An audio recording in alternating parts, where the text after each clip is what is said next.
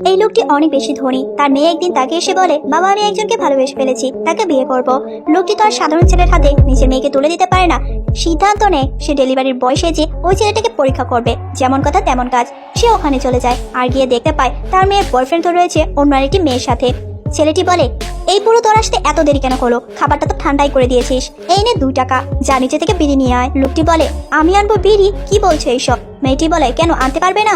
এই বলে রাকিব তাকে একটা খুশি মেরে দেয়। মেয়েটি জানায়, দেখো তার হাতে একটি দামি ঘড়ি। রাকিব বলে, এটা নকল। আর তার হাত থেকে ওই ঘড়িটা খুলে নেয়। সুমনের অবস্থা খারাপ হয়ে যায়, তার হাঁপানি শুরু হয়। রাকিব ওষুধটাও তার হাত থেকে কেড়ে নেয় আর উপর থেকে ফেলতে শুরু করে। সুমন তার পায়ে ধরে বলে, প্লিজ আমাকে ছেড়ে দাও।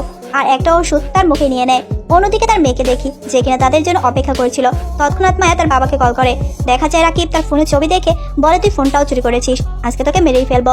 মায়া তার বয়ফ্রেন্ডকে কল করে আর বলে, তাড়াতাড়ি এসো। রাকিব এবার সুমনকে একটা মেরে এখান থেকে চলে যায়। রেস্টুরেন্টে পৌঁছাতে মায়া বলে, তুমি বাবার সাথে খুব ভালো করে কথা বলবে।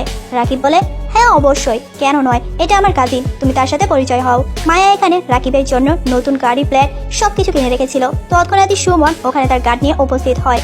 রাকিব তো প্রথম দেখায় তাকে আবারও ভুল বুঝতে থাকে আর বলে, এই গরিব লোক, তুই এখানে এসেছিস, আজকে তোকে আমি মেরেই ফেলবো। তার কলার ধরে ফেলে। সুমন তার গার্ডকে বলে, থেমে যাও। মায়া সবকিছু দেখে নেই। মায়া বলে, তুমি কি করছো? রাকিব বলে, জানো না এই লোকটি আমার পিছিয়ে পড়ে রয়েছে, আজকে তো তাকে আমি মেরেই ফেলবো। তৎক্ষণাৎ সুমন মায়ের হাতে একটি ফোন দেয়, যেখানে কিনা রাকিব আর তার গার্লফ্রেন্ডের গোপন ভিডিও ছিল।